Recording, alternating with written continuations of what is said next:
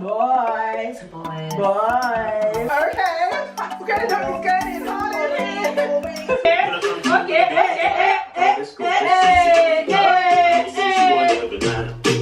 She takes me.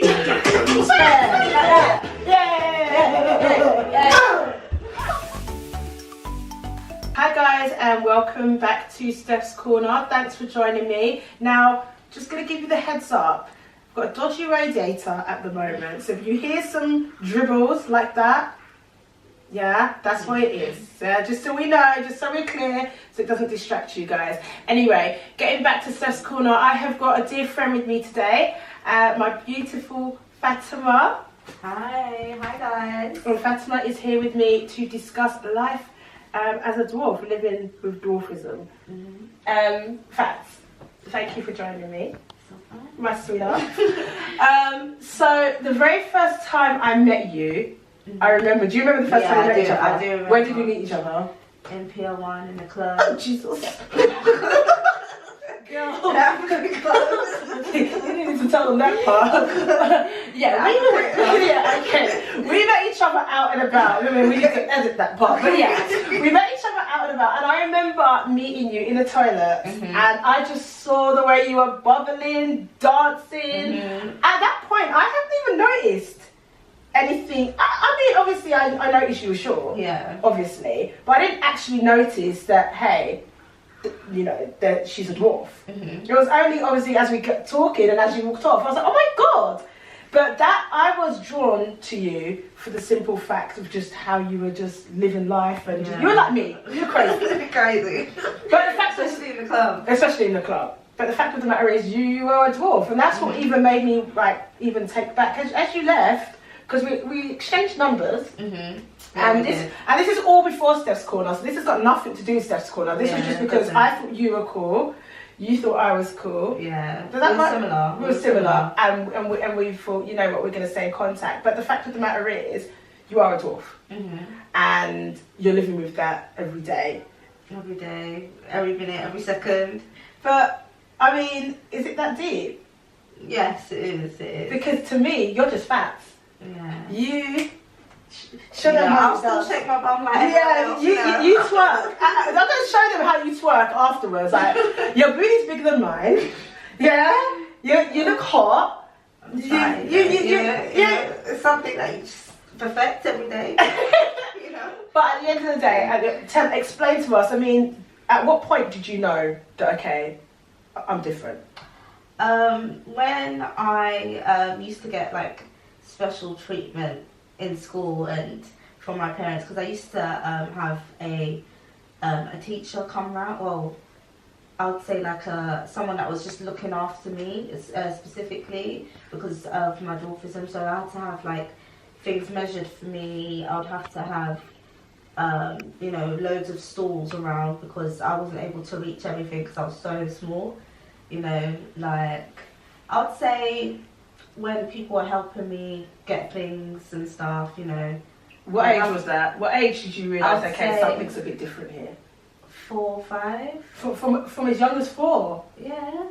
I was tiny. I was literally, everyone was towering above me, and my brother, who's younger than me, only by 10 months, I've only remembered him as taller than me, you know. Right, okay. Literally, so knowing that he's my little brother but he's taller than me, of course I know that something's wrong with me. Usually you'll be taller than your brother or taller than your little brother. Of course, yeah. So, yeah, I'd say from then I just knew that I was different, but it was in a way that, because it was in my house and like in reception, it wasn't really that noticed because I wasn't that smaller from everyone else because everyone was small. So of course, yeah, because you're in reception. Yeah.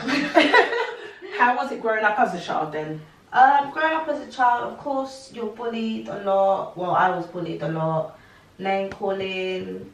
Yeah, just a lot of that kind of stuff. But in my house, it wasn't like I was any different. Yeah. It was just that, oh, Fatema needs to get a stall.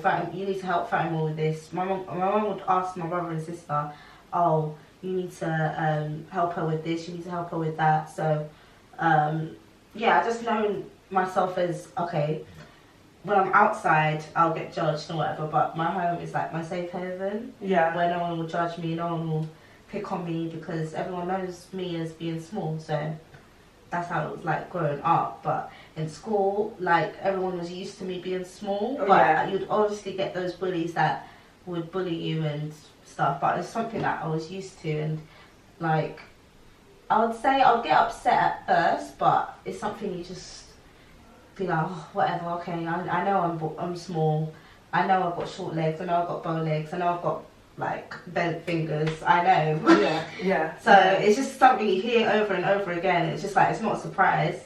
You say, okay, you're saying short legs, bow legs, what have you. Mm-hmm. In comparison, because obviously the fact that your features are different. Mm-hmm. Okay, it's the features, but apart from that, there's Apart nothing. from that, my intelligence is the same as everyone else. Of course. So now, obviously, growing. At what point did you think, hold on, I'm just the same as everybody else? So no, I've always thought I'm the same as everyone else, just smaller. Because at the same time as me being small, I recognise things, and I just have the same intelligence as everyone else. It's not like I'm any slower. No. Like in school, I was always in the high set. Yeah. I'm always up to date with my homework. I even help my friends and stuff. They always ask for my help. Yeah. So it wasn't a thing where, I'm small, but oh my god, I have the same intelligence as everyone else. It's not something I just recognise. It's something that I know I am. Yeah. You know. Yeah.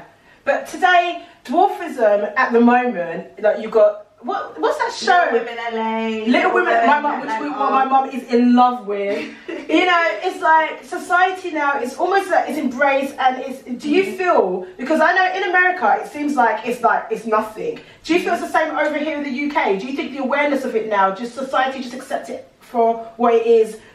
Do you feel that? In most places, yeah, but I would say I would love if I went out every day and no one would like look at me, laugh at me and stuff. So when you say laugh at you, yeah, laugh at you, yeah, because obviously to some people I'm funny looking, so really, yeah. So in today, for me, I find that strange to believe that in today, in our current where we are currently, yeah, people would look at you and laugh at you. laugh in my face. So do you get that often? Yeah, often, a lot, especially if it's big groups, because people are most likely to be confident in groups.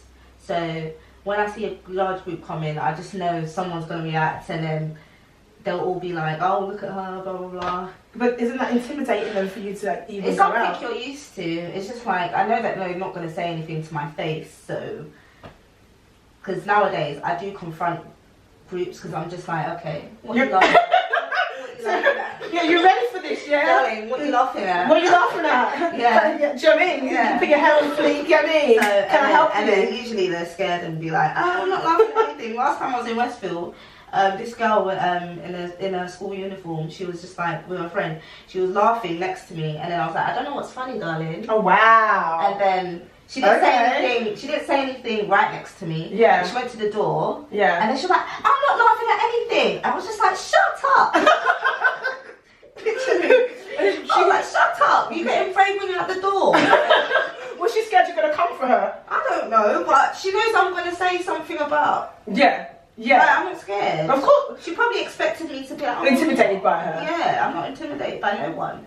But then surely there must be days where I know I've got a big mouth at the best of times, but even the littlest thing, you say, oh, Stephanie, that hairstyle doesn't suit you, and I'm like, so? And I'm like, oh my God.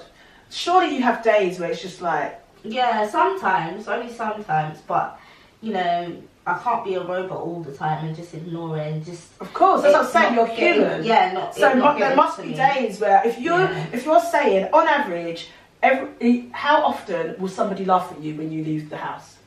Maybe twice a day or something. So it's daily? Yeah. So every day you're guaranteed that someone's going to laugh at you? Yeah. Surely it gets to a point where emotionally that must be soul crunching, you know? Yeah, sometimes it does get to me, but at the same time it's just like, I am who I am and it can't change, so I have to I constantly have to work on myself, constantly. So it's a thing where I've programmed myself to not get upset or not take offence to nothing or take anything personally anymore, really. But then your attitude to life is very... When I see you, you're like, I don't care. You don't care. No. How do you do that? Because this has got nothing to do even with dwarfism. I know sometimes we've all got, you know, different things going on behind us. Exactly. Yeah. So how do you just put on that polka dot? Because it makes me feel, the reason why I wanted you on the show more so is because sometimes you hear people, their insecurities, what they're upset about, and mine is my gap in my tooth. It's like, I can't stand it. It's the main, I cannot stand it. That's like, wow. Yeah. But then, and sometimes I make a big fuss about it, and then I do the whole pity party. And in comparison to your situation, somebody who needs help, it makes me feel very silly. Like Fats has got to deal with people laughing at her every day. Yeah. You've got to deal with a gap in your tooth that really and truly, there are veneers, honey. Like, don't get them. Do you get what I'm saying? Yeah. So it's like, how do you put on that polka dot face? Like, you know what? It is what it is, and I'm gonna deal with it. I would say, obviously, we're all different people, different shapes and sizes and stuff. So when it's you, your insecurity is big to you because it's yourself. So I would say I can't really judge or fault someone for having their own insecurity because they haven't been in my shoes. I've learned how to deal with being a dwarf my whole life. So literally, I feel like it's just matured, well, not matured me, but it's made me program in a way that, okay, if someone's gonna react to me in a bad way, why am I even going to remember them when I go to bed? Like, I don't lose sleep over it, but it's a thing where if I was tall and say if I had like an insecurity about me and someone did like mention it or said, oh, look at this, it would hurt my feelings. But the thing is, because you're so used to it, it's like, it doesn't hurt. No. You know, it's one of those things that when you get used to something, it doesn't affect you. You know what I mean? Yeah. It's just routine. Literally, I go out, okay, someone's laughing at me or whatever. It's routine. Okay. It's routine. Now that's how I see it. You go in with your dress code. You know how to look hot. Yeah. You're looking sexy. Now tell me, did you just have that confidence? Because surely you didn't think, you know what, my legs are short. You said yourself, bow-legged, what have you.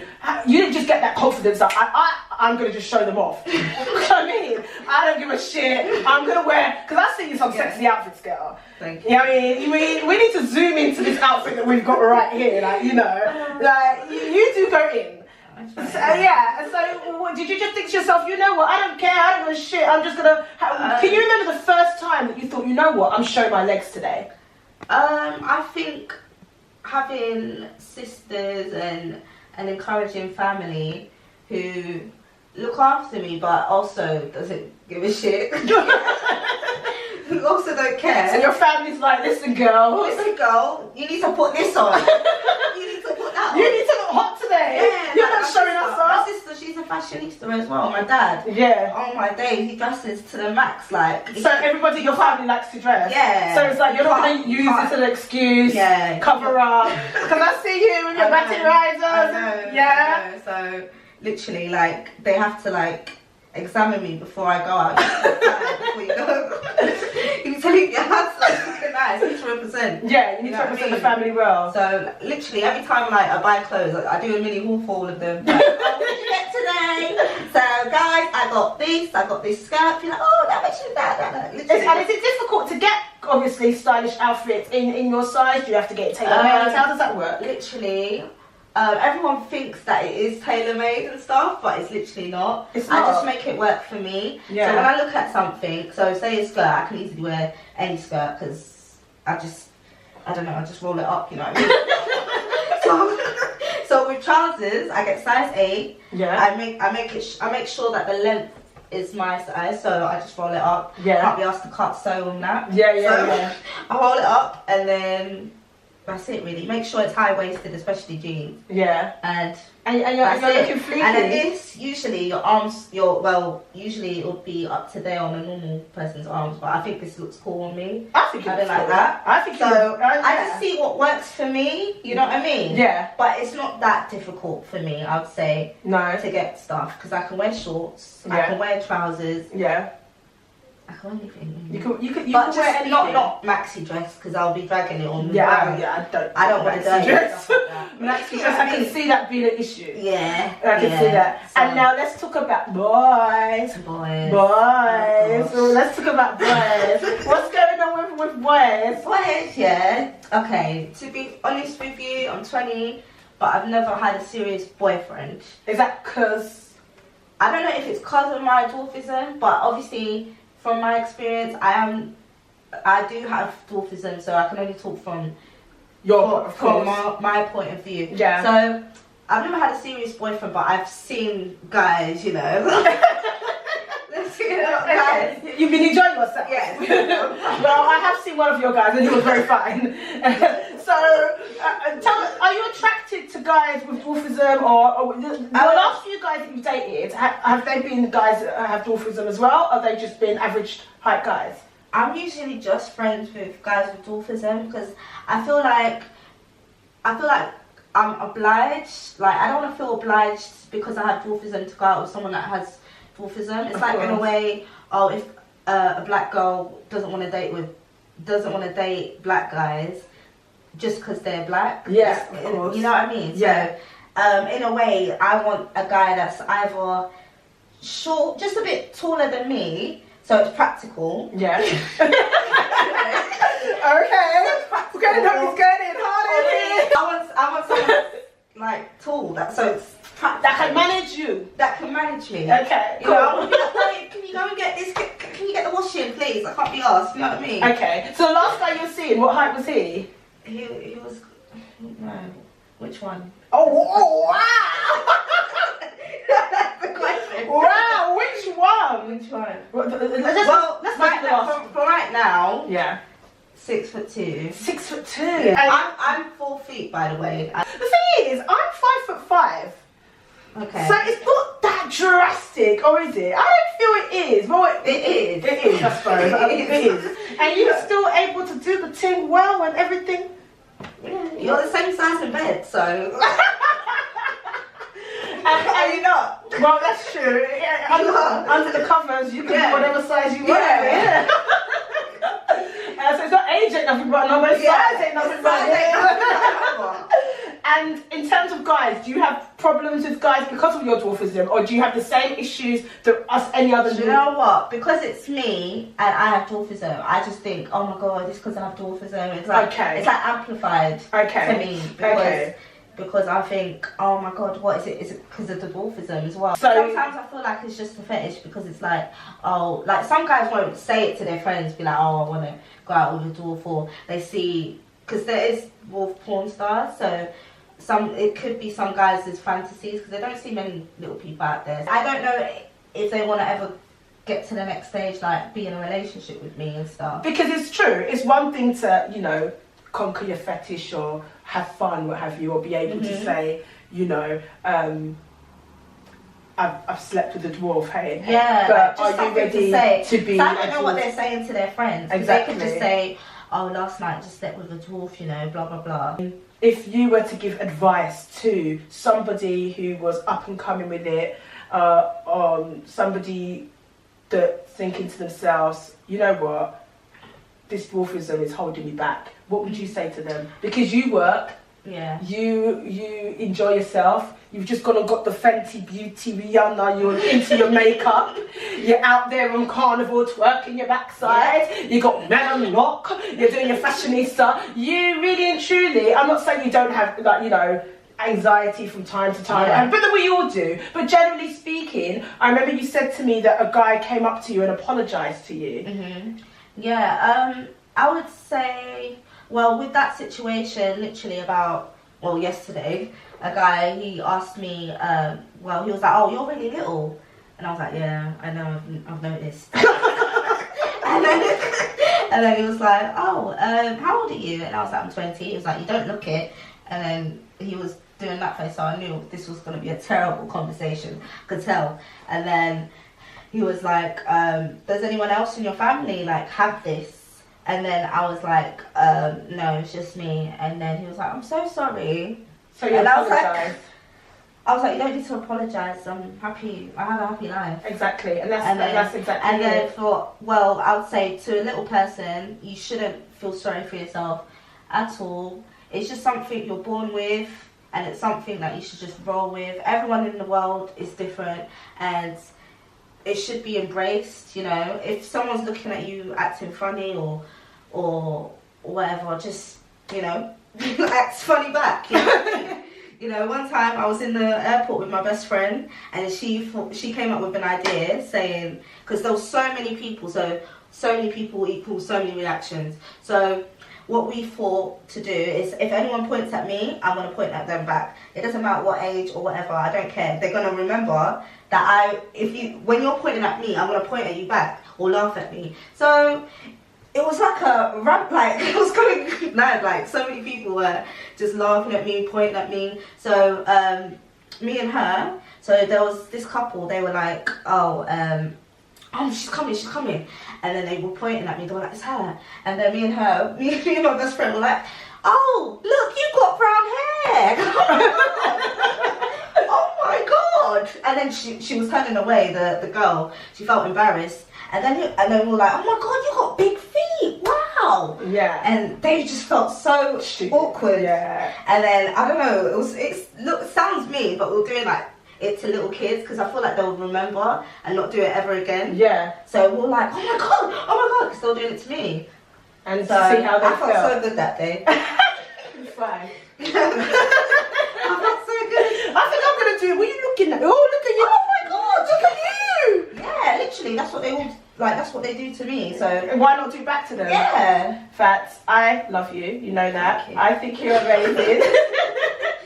I think you're amazing, and for me, you've just been Fats. I don't see no difference or what have you, but the fact is that we're all the same. Yeah. And I thank you so much for joining me. Life is 10% of what happens to us, and the remaining 90% is how we react to it. Guys, thank you so much for joining me in Fats with our chat.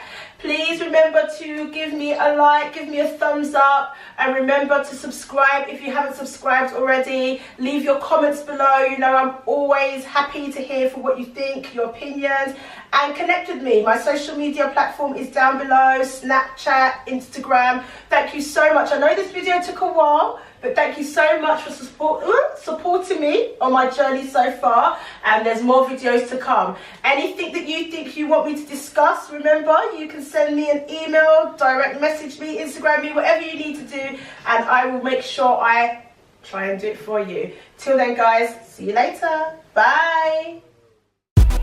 Hey, girl, no race don't win, so saddle up cause a racing time, buckle up cause a racing time.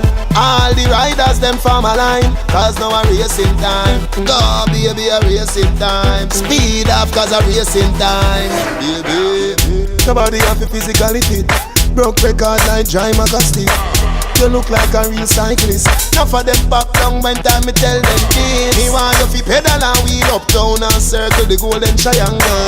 And hold on from the two brakes them and the angle. Girl, ride on the 10-speed bicycle, ride on the BMX bicycle. From you a little girl you love your tricycle. But don't tell you say we gonna do it.